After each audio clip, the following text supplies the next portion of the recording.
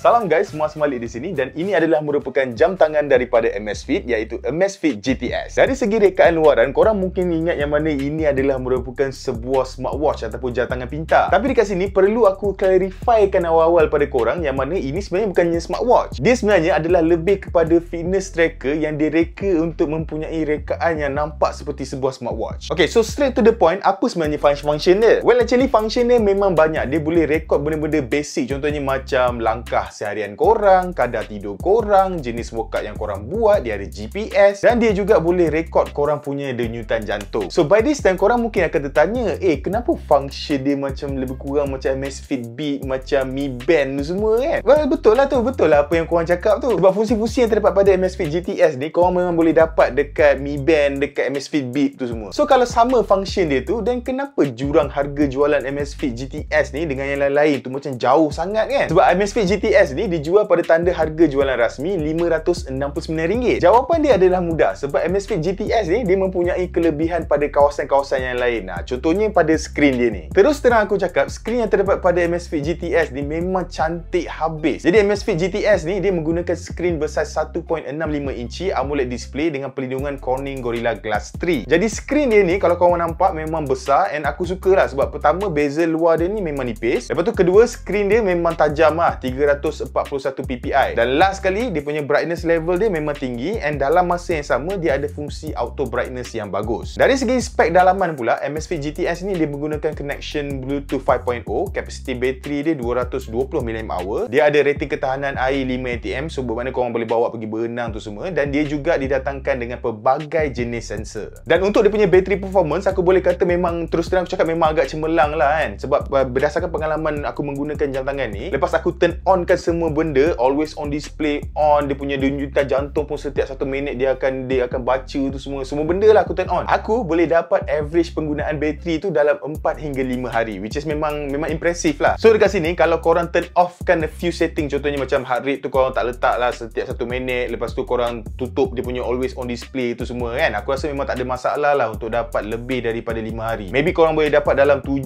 hingga 14 hari macam tu dia punya bateri performance dia. Untuk pengecasan pula, Amazfit GTS ni dia menggunakan magnetic charging, and sekali charge tu dia akan ambil masa dalam 2 jam lah, lebih kurang 2 jam lah untuk penuh. Makanya by far aku memang sangat berpuas hati lah bila menggunakan Amazfit GTS ni untuk kegunaan seharian aku. Bagi aku dia punya function-function yang terdapat pada jam ni semuanya berfungsi dengan baik. Dia punya denyutan jantung pun dia macam bacaan dia tu tak adalah merapu sangat. Dia punya step counter pun aku rasa memang okey. Dalam masa yang sama korang juga boleh kontrol music dekat jam ni tu semua kan. Overall memang semua lah, memang aku berpuas hati. Kena pula skrin depan dia ni memang cantik, and let's say kalau korang tak suka dengan dua watch face default yang dia bagi tu, korang sebenarnya ada kebolehan untuk ubah kepada watch face lain yang mana korang boleh download semua watch face ni dalam app companion dia iaitu Z App. Jadi dalam Z App ni lah tempat di mana segala data yang direkodkan pada GTS ni akan ditransfer, and dekat dalam app ni korang akan dapat tengok segala jenis data-data tu dengan lebih mendalam. So kalau korang nak tengok denyutan jantung korang ke, step korang yang 2-3 hari sebulan yang lepas ke, semua korang boleh tengok dalam app ni. Dekat sini juga korang boleh ubah beberapa behavior dekat GTS ni lah, setting dekat GTS ni yang sesuai untuk penggunaan korang. Dan untuk korang yang suka bermarathon tu semua, yes, korang boleh connectkan segala data yang direkodkan tu pada beberapa app lain, contohnya macam Strava, Relief dan Google Fit. Dekat dalam app ni juga korang boleh turn on fungsi push notification yang mana korang boleh terima sebarang notification terus kepada jam tangan korang lah. Macam aku turn on kan macam-macam lah, YouTube lah, Instagram lah, Facebook lah, and termasuklah WhatsApp. So dekat sini barulah aku nampak sebenarnya limitasi yang terdapat pada Amazfit GTS ni. Sebabnya fungsi notification dia tu memang agak lemah. Let's say lah korang dapat satu incoming message kan.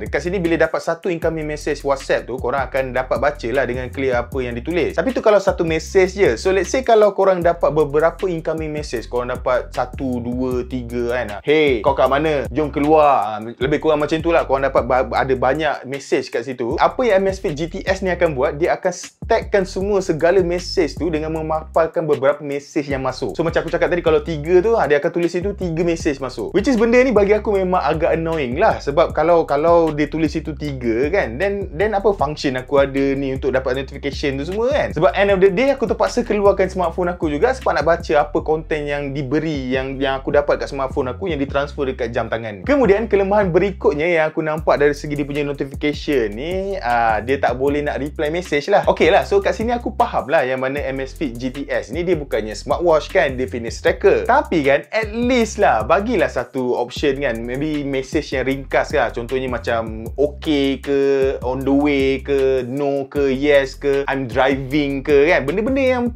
common word, benda yang simple tu, so that korang boleh gunakan perkataan tu untuk reply korang punya message tu lah. Sebab yelah, selalunya kalau kita nak reply dekat kita punya jam ni adalah benda bila kita tengah busy lah. Contohnya macam aku cakap tadi lah, tengah driving kan, tiba-tiba dapat message. So bila dengan satu tap tu, korang boleh hantar lah yang I'm driving. So kau tak payah nak keluarkan smartphone korang tu semua. Jadi benda ni memang nampak macam tersangat simple lah. Tapi seriously lah, kalau benda ni ada dekat Amazfit GTS ni, dia memang akan nampak jam ni lebih style lah. Lagi satu, dia punya UI dia. UI dia ni memang okay. Aku suka sebab dia memang basic. So kalau bagi dekat siapa-siapa pun, aku rasa memang tak ada masalah untuk dia navigate dekat dia punya setting, dekat dia punya interface ni semua. Sebab dia simple. Tapi experience waktu korang navigate dekat dia punya interface tu, kadang-kadang tu dia macam tak berapa nak best lah. Sebab dia once in a while tu korang akan dapat terasa lah, dia ada macam hiccup lah. Dia akan rasa lag sikit lah bila korang navigate tu.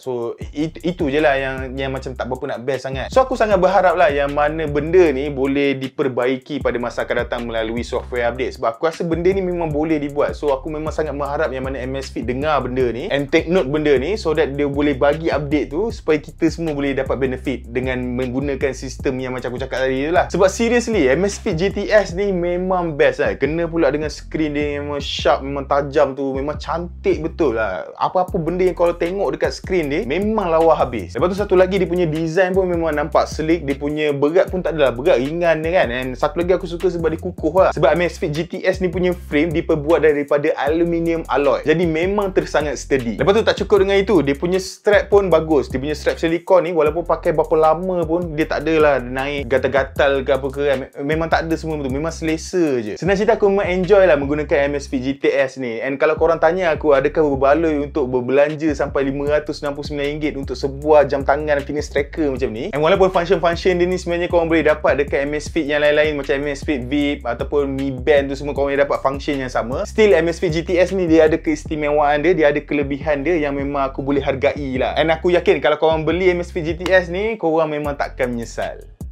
Jadi guys, sampai di sini saja video kita untuk hari ini. Aku akan letak link pembelian dekat dalam description box di bawah kalau korang rasa macam nak beli jam ni. Macam biasa, kalau korang rasa video ni best, jangan lupa untuk tinggalkan like dan subscribe. Kita berjumpa lagi di video yang seterusnya.